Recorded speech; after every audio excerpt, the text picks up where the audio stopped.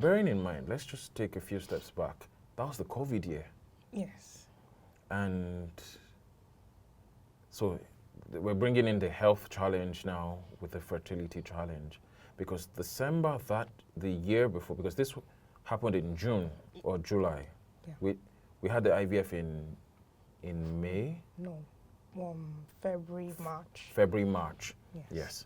So December that year, we have something called CCC in church, which is like Reboot camp. Reboot camp, which is like where everyone from all branches come together. But at that year, I think we had Port Harcourt, then we had Abuja.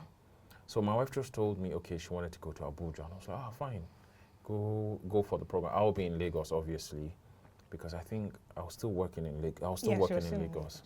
So I dropped my wife at the airport. And I started feeling cold for some reason. And I called her, I was like, you know what, I don't think I'm feeling fine. She was like, you've been traveling and leaving me at home all this while, that this is my first time of going away, and I've not even gotten on the... Why you didn't miss me? I've not even boarded yet, and you're still calling me. And I was like, okay, fine, just go. And I went home. But at night, I started feeling feverish. And I'm AS, so I barely ever fall ill. But when it comes, it comes. So I think I went to get some medication. I drove to my cousin's house. I came back home, used the medication, and I felt okay for like an hour or two. Then my body temperature just skyrocketed.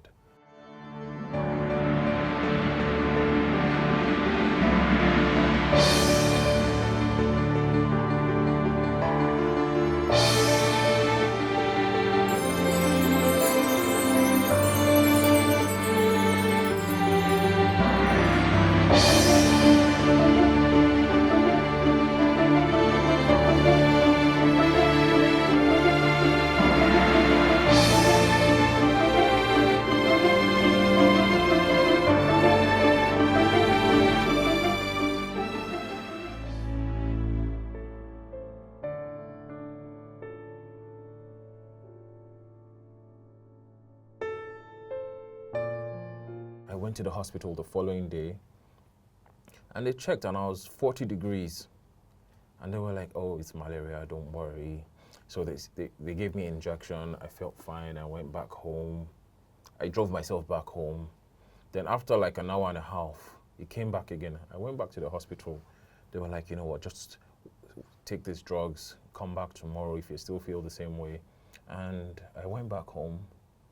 Then I think around 2 a.m., I was so uncomfortable. I started feeling terrible. Then I called her again. I was like, you know what, I don't think I'm feeling that well. So she called, I think you called your mom, and your brother came over to stay with me. Then I still went back to the hospital. Then I think they doubled the dose or something like that.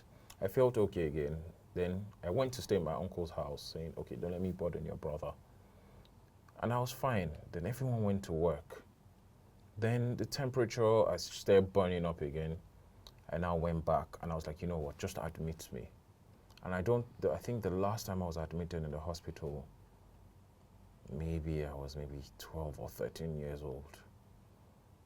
So they admitted me. Then they ran tests. They were like, oh, it's, I think I can't remember the word, the malaria parasites. A++. A++. Okay, so they started treating me. The first round, nothing happened. The second round, nothing happened. So they now said they were going to give me chloroquine. And they said, well, that I need to give my consent before they use it, and it will make me hallucinate. And I was like, anything for me to feel better. So they did. And I noticed at night, it's just like my blood keeps floating. And then at some point, just taking 3 steps, I noticed I couldn't breathe properly. Yeah, so I think I'll let you tell from the Abuja perspective. So I was at Abuja attending the program, and I kept getting calls. Where's my hospital card? I need to go to the hospital. And I was like, please, I'm having a good time here at this retreat, and you are being a distraction. This health issue, you'll be fine. You know, we're praying for you. And I had to inform the pastorate and let them know that you weren't doing so well. But I wasn't so sure what was going on. You know, at some point, my mom called me and said, this Abuja that you're in, your husband isn't feeling well. Come back to Lagos. And I looked at, you know, the flight plans, and I'm like, there isn't any point. Now, not long after that, I ate beans. You know, I love beans. I ate beans, and then I went into deep sleep, and I had a dream. Oh my God. And I don't usually dream. You know, it was, I saw myself in that dream mourning. I was so upset, I was so angry, I was mourning, and I woke up with those emotions. I was shaking. And that's when I knew that there was a battle for your life. And so at that point, I began to speak over your life. And I knew that I had to get to Lagos as soon as possible.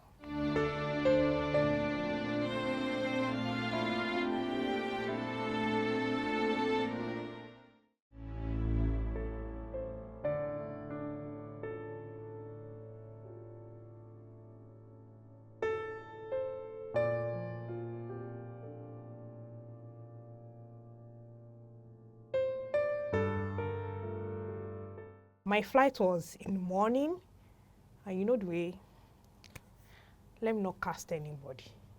My flight was delayed till night. I didn't get into Lagos till about 10. And there was such a struggle getting to the hospital. I didn't get there till about 11:30.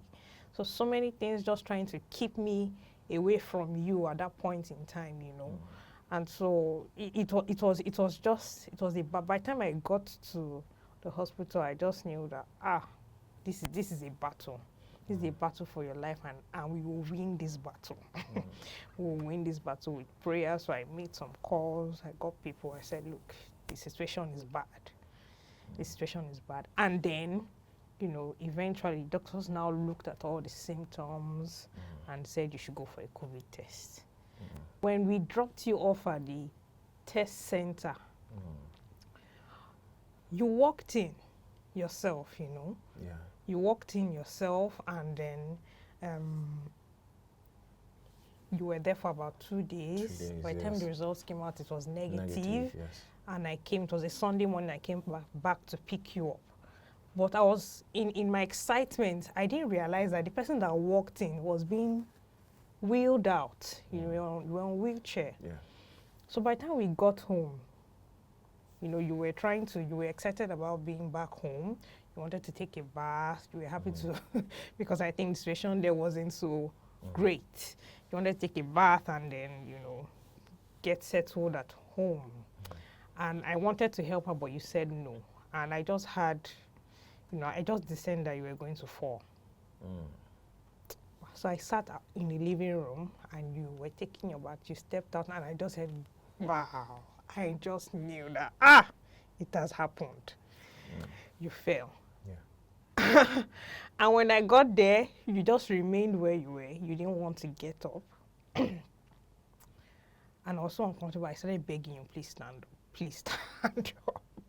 You eventually did, and then went to bed. But I knew you were not okay. Now I kept watching you. At some point you went to sleep, and then, you know, there's this vein that musicians have when they are singing. It stresses, and I saw it. Somebody is sleeping, and the vein is being stressed. This person is not okay. So I made calls again, and they said I should take you back to the hospital. And that evening, I had to call a pastor friend, PK, and some other friends to come help me get you to the hospital. And, you know, when you dressed up and came to the living room, I just saw you, and I felt I was looking at a ghost. I was, for the first time, I'm usually never afraid. For the first time in my life, in a long time, I was afraid, because you were looking swollen, you were shaking, it looks like you were going to fall off the chair you were sitting on. But at that point in time of that fear, PK walked in. Yeah. Ah, God sends people. And the funny thing, he was just coming from the finale of the Reboot camp. Lagos, and all I could see was just fire, like fire, and he was lit up, and he just started praying in tongues, praying and praying and praying. Then I got a bit okay, and I was like, okay, I think you guys should head to the hospital now. So I struggled, and luckily they came with someone who is almost as big as I am, so I was able to support and get me into the car. And they brought me to Yaba, the hospital in Yaba. And I got there, I think, the oxygen level was 54. And normally, someone who's okay should be at 98, 99. Mine was at 54% oxygen level. So luckily, they found us a room. We settled in, and I was on 3 oxygen tanks a day. Taller than me. Yeah, that was how much oxygen I was consuming per day. And at some point, my mom came, my aunt came, and the doctor said you guys had to go for a test to make sure you guys don't have COVID and everything. So my wife left her first. So my mom and my aunt were outside, and the doctor came and was like, you guys have to go to, you guys have to go to. And the moment they left, it wasn't up to 5 minutes, my oxygen finished.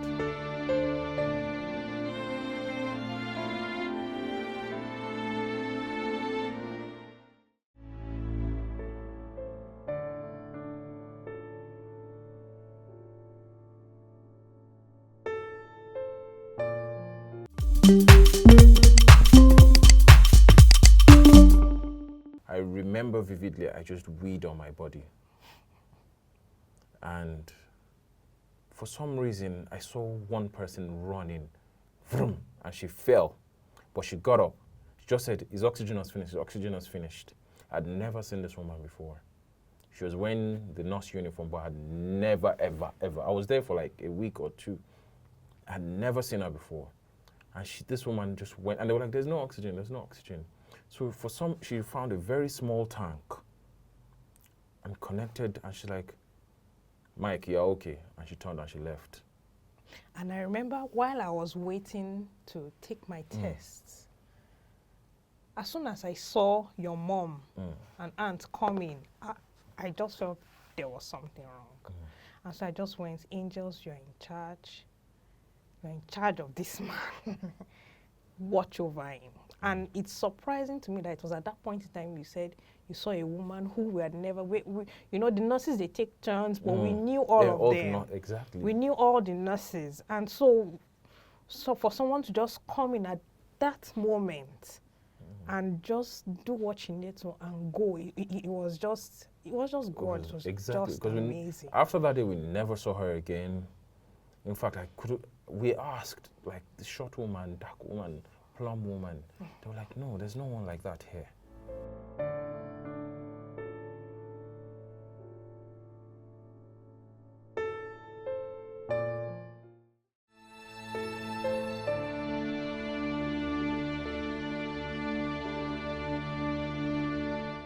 During this period, I couldn't walk.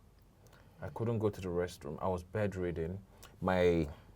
They had to keep giving me injections on my arms so that my blood doesn't clot. Because when they were trying to get out blood, my veins were dead. Well, because obviously the initial hospital, they had damaged my veins trying to get out your blood. Get out my blood, drip and everything.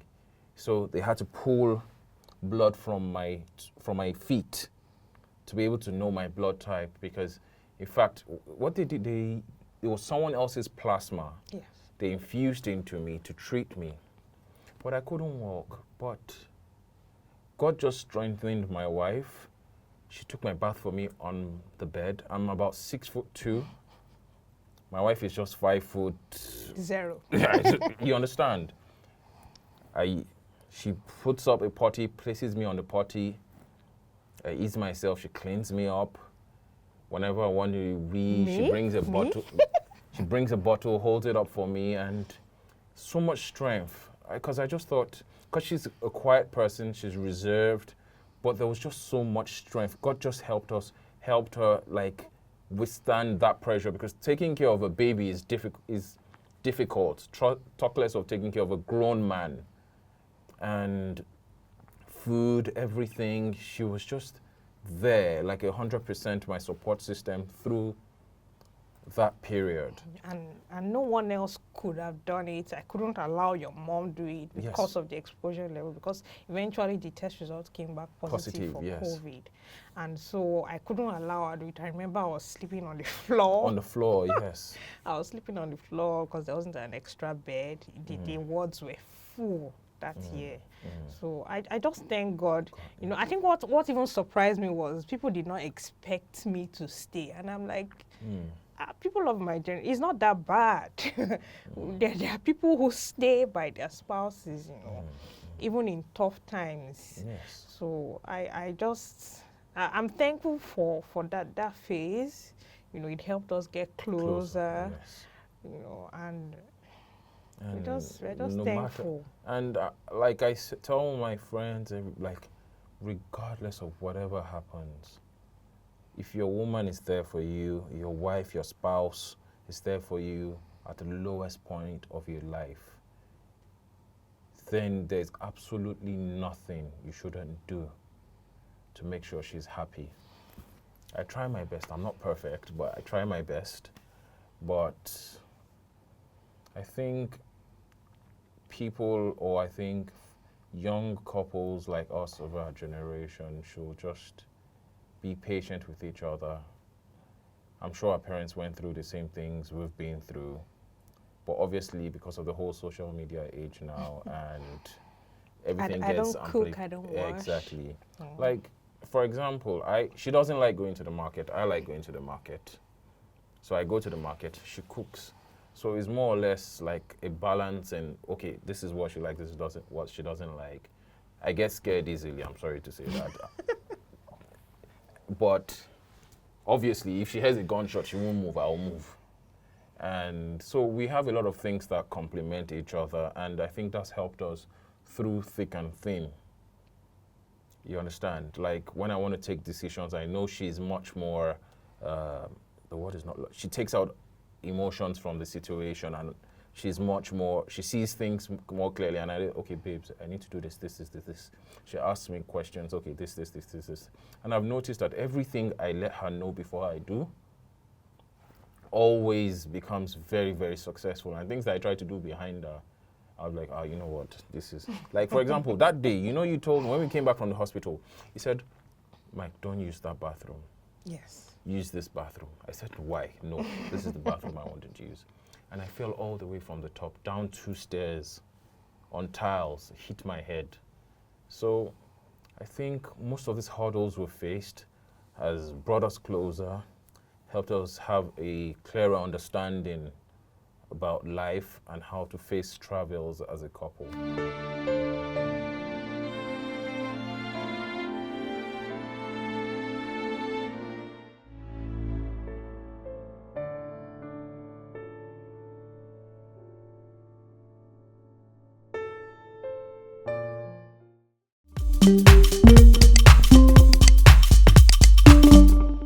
As regarding the loss of child, I think my biggest support was the church family. Many people didn't know I was pregnant, but those that did were one of my biggest support systems. Pastor came as soon as he heard, came right, and had a discussion. It was a rough time. We had just gone through your health issues with COVID, and then this. It was just like problem back to back, and we're just thankful that we can go through this. And so when people hear about this, and people are like, how are you still, smiling with people? And I honestly cannot give an explanation, Explain but God. to say it's just God. God, yes. It's just God that has helped me through. Many women wouldn't go through this and, come out bubbling with life and all of that. So I think God has just been faithful to us. God has been faithful to me. He has given me strength, and He has given me you to support me through all of that, to support and shield me, from all the madness of this world. So I think we're just thankful. I love you. Love you too.